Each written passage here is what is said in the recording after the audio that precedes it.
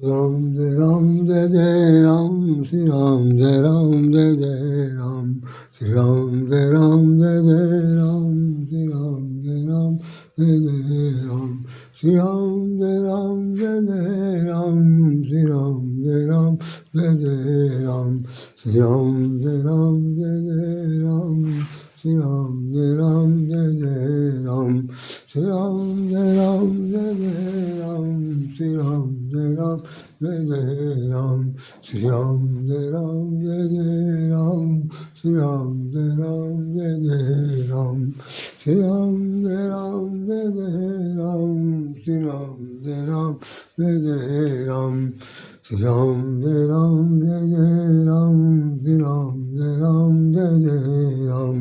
बोलिए सब रामचंद्र महाराज जी की जय। आपके सामने ये चित्र राम का दरबार लगा हुआ है। राम लक्ष्मण जानकी जय बोलो हनुमान की जय। माता सीता के बारे में भी कुछ कहता है। जैसा ये बहुत बार ये चित्र आपके सामने आया हुआ और ये भगवान राम इसमें दिखाई पड़ रहे हैं। अपने मंदिर के ऊपर उनका चित्र दिखाया जा रहा, बहुत सुंदर आकर्षण है। ये 2-3 चित्र हमने खास तौर से संजो रखे हैं। इन पर कभी भी चर्चा की जाए तो अपने आप में द्वितीय है।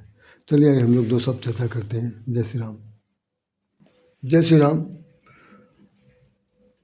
आज भी मुझे कुछ कहने बहुत से टॉपिक थे मेरे पास, लेकिन फिर भी मेरे पास समय न होने की वजह से मैंने बहुत कम सोचा कि आज फिर इसी पर चर्चा कर दूं। आज हमारे सामने एक प्रश्न है, कई बार आपने अपने जीवन में सुना होगा। एक तो लोग धन्यवाद देते हैं और अपने को धन्य समझते हैं। ऐसा लोग कहते हैं तुम धन्य हो, और भागी कहते हैं बहुत ही you are good luck lucky कहते हैं। इस तरह से ये बड़े आम चलन का भाषा है, जिसमें जिसको जैसा लाभ होता है उस तरह कहता है।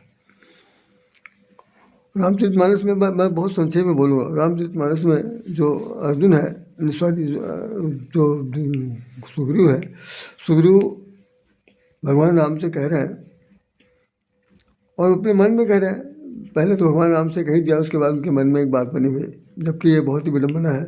अक्सर लोग कहते रहते हैं, हम भी कई बार बहुत से कार्यक्रमों में गए हैं तो वहाँ पर हमने सुना कि ये राम का दरबार लगा रहता और अखंड रामायण हो रही है।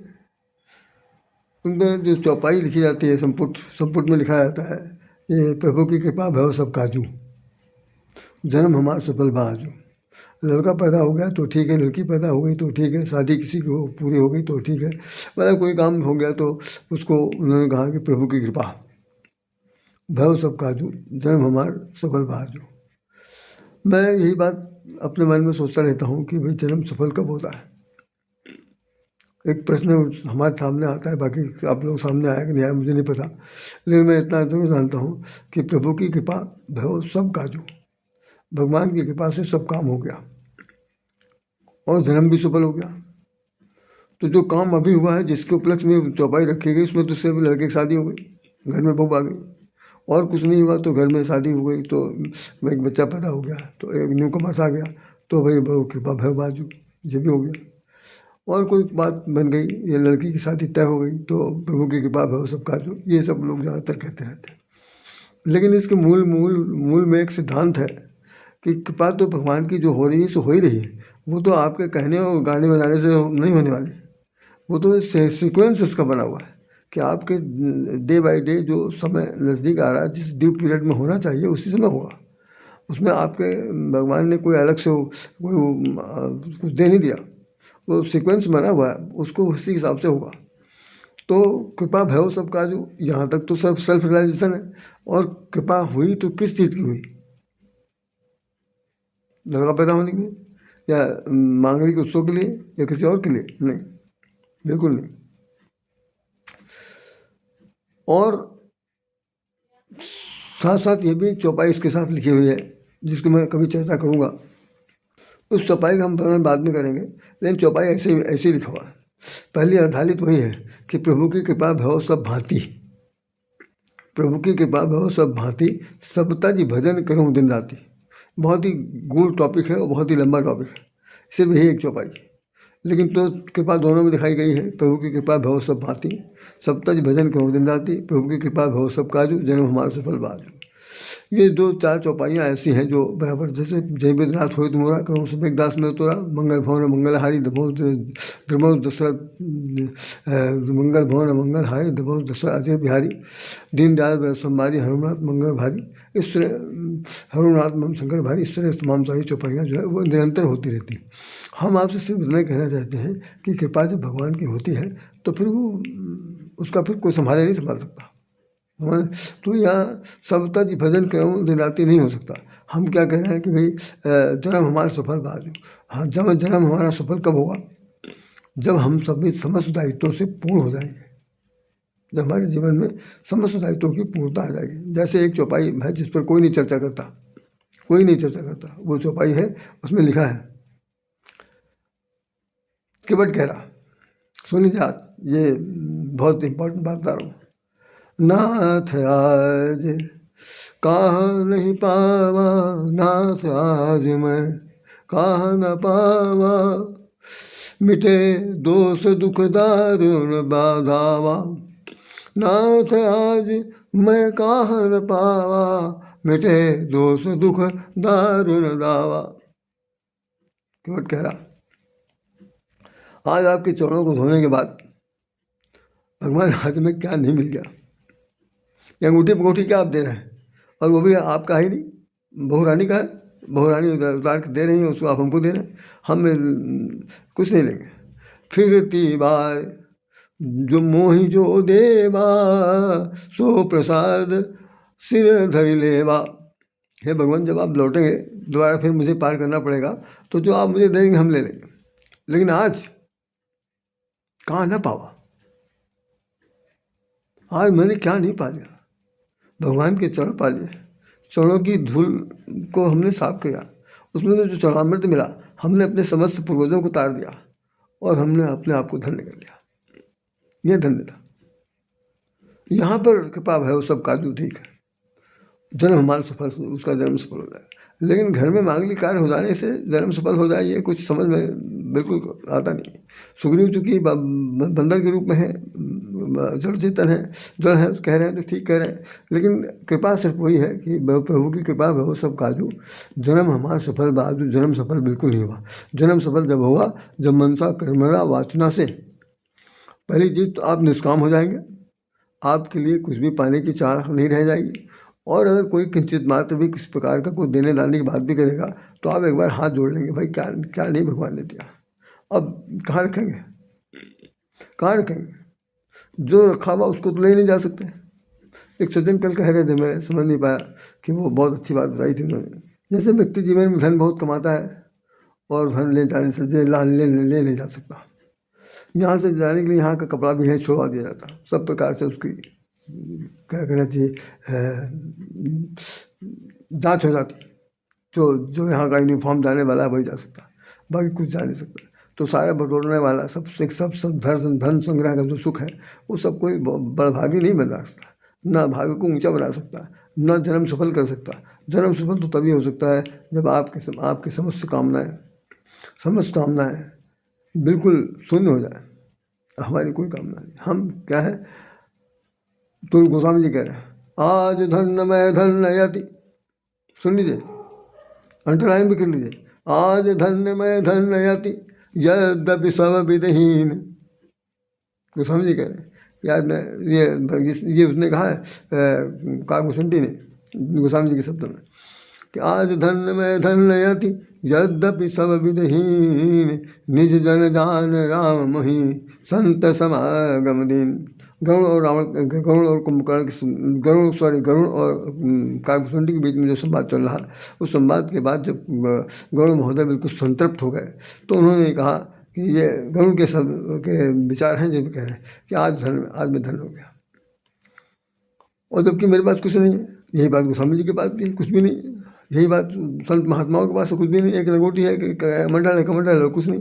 बाकी जितने भी जनता जनार्दन लोग जी रहे हैं भौतिक जगत में, उनके पास सब कुछ है, सब कुछ नहीं तो प्रयास कर रहे हैं सफलता पाने के लिए, सब कुछ होड़ लगी हुई है, और तो होड़ में अपने आप को जान दे रहे हैं, सब कुछ कर रहे हैं, लेकिन छोड़ देने की ताकत नहीं है, क्योंकि वो छूटेगा तभी जब नश्वरता को आभास नहीं हो जाएगा, और वो नश्वर समझ नहीं रहे, इसलिए चल रहा मामला। तो भाई यहाँ पर गोस्वामी जी ने जो लिखा कि आज धन्य में धन्य अति यद्यपि सबविधहीन, इस पर मेरा एक लेख निकला था कि धन्य वही है, धन्य वही है। आज धन्य सो देश जहाँ सुरसरी, वो देश धन्य है जहाँ पर ये सुरसरी देवताओं की नदी अर्थात आदि गंगा बहती है। धन्य वहाँ पर आया। धन्यता का बड़ा बड़ा व्यापक अर्थ है। तो मैं सिर्फ इतना बता रहा हूँ, निज जन जान मोहि राम संत समागम दिन। भगवान राम ने मुझे अपना समझ करके संतों का साथ कर दिया। यह है धन्यता, यह है भाग्य की बात। इसमें जीवन सफल हो सकता है। संत महात्माओं के बीच बैठिए चाहे न बैठिए, लेकिन सत्संग का जो लाभ हो सकता है जीवन पर्यंत, उसे जब तक आप नहीं पाएंगे करेंगे तब तक कोई कुछ भी नहीं होने वाला। ये जितनी भी चौपाइयाँ हैं ये सब केवल मानसिक रूप से आपको एक प्रकार को आह्लादित तो कर सकती हैं, तत्कालिक प्रभाव संतुष्टि भी प्रदान कर सकती हैं, लेकिन इनके अर्थ बड़े गूढ़ हैं। ये बताना चाहते हैं कि भाई प्रभु की कृपा भव सब काजू, जन्म हमारा सफल बहादू। जन्म सफल नहीं होगा और ना कभी हुआ है। ये होने के लिए बस एक बात सिर्फ बता दिया कि आपके मन में जब भगवान से कुछ भी पाने की चाह नहीं रह जाएगी, आप बिल्कुल अकिंचन उनके सामने होंगे और भगवान आपके सामने सब कुछ देने के लिए तैयार होंगे। क्या चाहिए भाई, हमें कुछ नहीं पता, जो देंगे ले लेंगे। तो भगवान पूछते हैं कि भाई क्या चीज़ ले लोगे, मैं क्या जानूँ क्या चीज़, क्या आप देना चाहते हैं। तो हमारी कोई इच्छा नहीं है, सब इच्छा पर हर इच्छा जो है वह हर इच्छा, जो इच्छा भगवान की है वही इच्छा हमारी है। तेरी रजा में मेरी रजा है, ये सब जब कुछ समझ में आ जाएगा तो भाई उससे समझिए कि हम ये चौपाई गाएंगे बड़े मन से गाएंगे कि भाई क्या हुआ कि प्रभु की कृपा भव सब काजू। प्रभु की कृपा से सब काम हो गया। और कैसा काम हो गया, आर्थिक सामाजिक पारिवारिक और जो जितने भी पारिवारिक जीवन के जितने दायित्व थे वो सब पूरे हो गए। अब हम जो है बिल्कुल हस्तरिक्त हो गए, अब कुछ नहीं बचा। तो क्या बचा, राम का नाम। अब उसको मुझे स्वीकार करना है, और वो भी अगर मुझे मिल गया संत महात्माओं से तो भाई साहब सफल हुआ। सफल और सफल दो चीज़ है। सफल तो अपने काम में होते हैं, सफल उसे कहते हैं जहाँ पर मोक्ष की प्राप्ति हो जाती है। तो सफल में और सफल में इतना अंतर है कि सफल तो आदमी काम में अपने लक्ष्य की प्राप्ति में होता है, और सफल जो है जीवन से हो जाता है। जैसे कबीर कह रहे हैं कि भाई दास कबीर ने ऐसी ओढ़ी जो कि त्यों धर दी नीचे दरिया। वो सफल हो गए और उन्हें उनके पास कुछ भी नहीं कहने सुनने देने के लिए है। तो ऐसे ही हम लोग भी कहना चाहते हैं, भगवान भी कह रहे हैं और वो कह रहे हैं सब तज भजन करो दिन राति नहीं, बल्कि राम कृपा सपने जीव नल्ला विश्राम। राम की कृपा के बिना जीव को विश्राम नहीं मिलता।